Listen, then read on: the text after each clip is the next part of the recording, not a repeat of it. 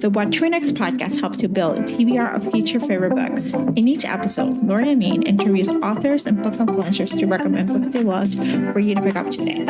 If you're an avid reader, always looking for your next great read, then the show. Before we get to today's episode, I want to chat about our sponsor today. Our sponsor is Epigraph Literary Festival, which is a 3-day virtual event that introduces readers to authors with new and upcoming books and hosts genre and lifestyle theme sessions. We host a spring and summer festival in April or a fall and winter festival in September. You won't want to miss our happy hour sessions at the end of each day of the festival. And if you're a deal of a good time spending time with book people, you won't want to miss it. So you can join us on April 27th to the 29th by registering at epigraphLitFestival.com. If you missed the festival, you can catch the replays and you can find the link at epigraphLitFestival.com, or you can join us in the next festival. So now let's get to today's show. Hi, Tiff. Welcome to What's Your Next podcast. Hi, Laura. It's so good to be here. I love seeing you on the screen, and it's great to talk to you again. Oh my gosh, it's so great to talk to you. We were just chatting before we get started that we connected in 2019 before the olden times. And then we connected again in the pandemic and I was living in a different place. And then the third time, I think it's the third or fourth time you're here. I am like living in a different place. Somehow in the future, maybe I'll live in the fifth time. I'll live in another different place. Yeah, exactly. I mean, I love keeping up with you. I think you're so amazing. And you do so much for, the author community, and it's just so fun to talk to you. Yeah. So I am so excited to chat with you. So tell us what you've been up to. Yeah. So I have just been writing. Last year, the last time we talked to one another, I think it was a year and a half ago, I think. But it was, I have just continuously written, and I have my next book coming out, When Jasmine Blooms, next week, which is April 11. And I'm gearing up for that. Yeah. So you wrote some romances before that. So tell us, you juggle between women's fiction and romance novels. Like, what made you how do you balance both at the same time? What made you decide to go from one or the other? Is it mood striking, writing, or it's just basically, I have the story. This needs to be a women's fiction or this needs to be romance? Yeah, well, a lot of it is like the whole timing of the contracts. Mm-hmm. At the same time, when it comes time to think of a pitch, the stories kind of come on their own in the way that they're at. So since I talked to you last, I think I published 3 romances, and that was through Montlake Romance. The last is a standalone. It's called Lucky Streak, and it's a Romeo Juliet type. War of Families type romance set in the Outer Banks. And it was from my Heart Resort series. So that was part of a contract. But then when it came time to pitch, it was like, okay, which one's next? And When Jasmine Blooms came along, and I have been thinking of that for a long time. It's inspired by Abigail Alcott and Marmee of Little Women. And it's a what if story, and it's set in contemporary times. And it is, Celine is her own character going through her own grieving process. But it is just my take of what Marmee would have done if she were a contemporary figure today. Oh my gosh, I love it. We got to talk about some of your backlist titles. Yeah. So where do we get started? So where do we start from your titles? Like, if I'm a new reader or I just read Jasmine Blooms, and I'm like, I need to read more of you. For sure. I mean, if you love romance, contemporary romance, I would say start with It Takes Heart, and that's from the Heart Resort series. And it really kicks off that whole universe about these 4 siblings who live on a resort, and they run that resort in the Outer Banks. So it's a fictional place, and it's just them finding the loves of their lives, but really dealing also with each other because they are trying to manage this resort on their own. And then if you want to start with contemporary fiction, besides When Jasmine Blooms, because that's, that is truly contemporary fiction. I do have The Key to Happily Ever After, which kicked off my contemporary fiction career. And that is about 3 sisters who run a wedding shop in Old Town Alexandria. And it is fun and it's light. And it is set in Old Town Alex, which is one of my favorite places in Northern Virginia. Yeah, I love that. Cute Happily Ever After was like my first Tiff Marcelo book, and it was Yeah. just like the start of a love affair.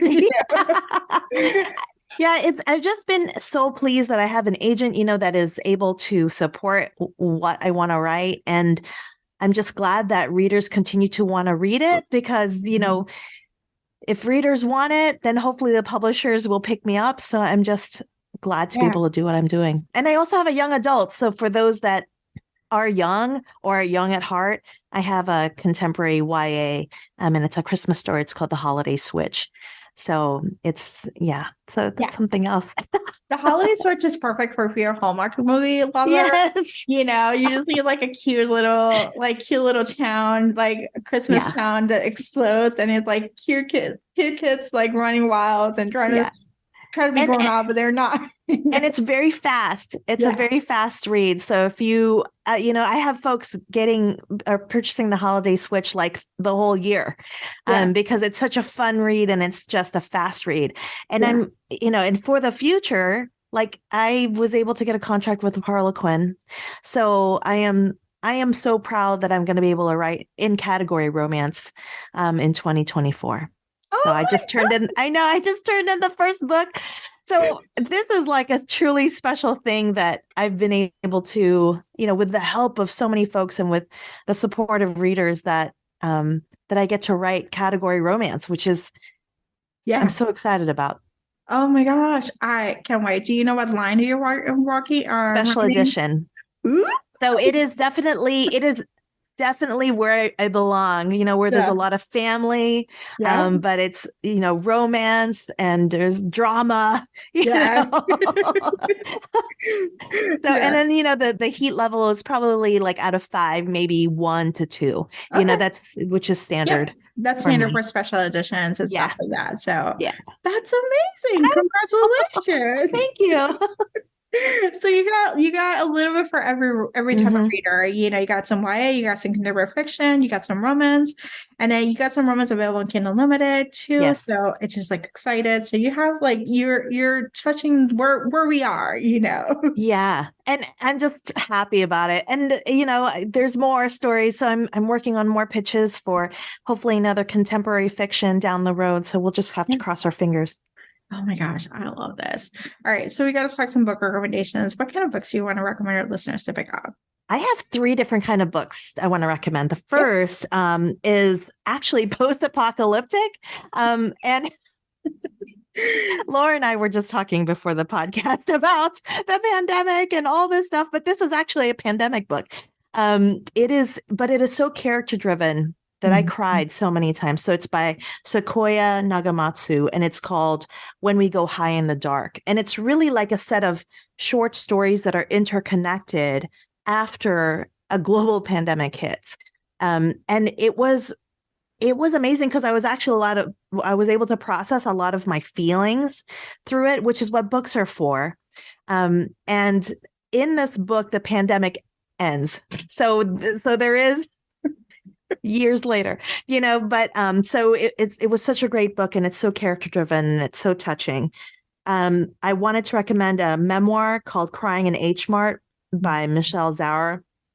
Again, I think I needed some processing, and Michelle did such a great job. I had it both in the book of the month version as well as in audio.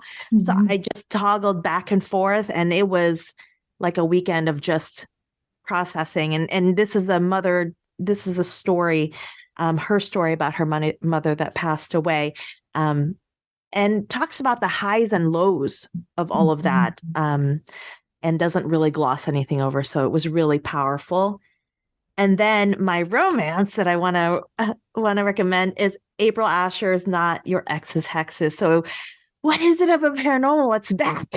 I mean, witches are back. The witches are back. And so, April Asher is my critique partner. So that is a disclaimer. So I read these books, before, and it's very, very early stages, but to read it in its final form, it is so funny. And the series is about 3 witch sisters, and their love lives. And this is about the second sister who is kind of lost in the shuffle. Like she doesn't know what to do with herself. And then she meets this demon who is also kind of lost in what he wants to do. So it's nice because they get to find themselves in each other also. And to continue on that, so there is another witch book. It's Mr. and Mrs. Witch by Gwenda Bond. And it is so good. It is like, what is that movie? I just lost it. Mr. and Mrs. Smith. Yep. Yeah, the rom-com. Yep. Yeah. So that was hilarious too. And then I started this other book, The Society of, oh my gosh. Society of Irregular Sangu Manjana is the author. So I'll put in the show notes. It's so good. So I'm listening to that now in audio, and audio just hits different, right? Mm-hmm. And I just love it so much. I don't know. I might be looking for more witch books. There's anybody? Yeah, I'll include a list. There's plenty of new witches books that are coming out. So there's ritual thinking. Yes. So it's just I'm just I went from post-apocalyptic to like to what is going on with my brain? I don't know it needs something, like it's interesting what we choose along the way. It just needs magical powers too. I know. to breeze through things. And we're like, okay, no. So awesome. Tiff, tell us where we can find you online. Yeah. So the easiest way to find me online is on my website, tiffmarcelo.com. But if you wanted to connect with me on a social media site, it would be Instagram is probably the fastest. And then I also have a website. It's Stories to Love Podcast. And I do the same thing as Laura does. Laura's like a mentor in which I interview or have in conversations with folks about their books. And it's kind of like a mini book club. It's very exciting, and you should definitely check it out. So thank you, Tiff, for being on the show. Thank you so much. If you enjoyed this podcast, feel free to share with friends, subscribe, rate, and review the show. This is the easiest way to support the podcast. For a list of books mentioned and other romance recommendations, please visit whattoreadnextblog.com. Did you know you can purchase audiobooks directly from your favorite local bookstore? With Libro.fm, you can pick up more than 250,000 audiobooks, including bestsellers and recommendations from real booksellers. You'll get the same audiobooks at the same price as the largest audiobook company, you know the name, but you'll be part of a different story, one that supports your local community. If you're new to audiobooks, there's a perfect way to squeeze into more reading into your busy life. Listen with the free Libro.fm app while you do your chores, walk your dog, relax at home. The What to Read Next podcast has a special offer for our listeners. Get 2 audiobooks on Libro.fm for the price of 1 with your first month of membership. Use code What to Read Next. This offer is only valid for new members in Canada and the US. Thank you so much for listening and have a great day.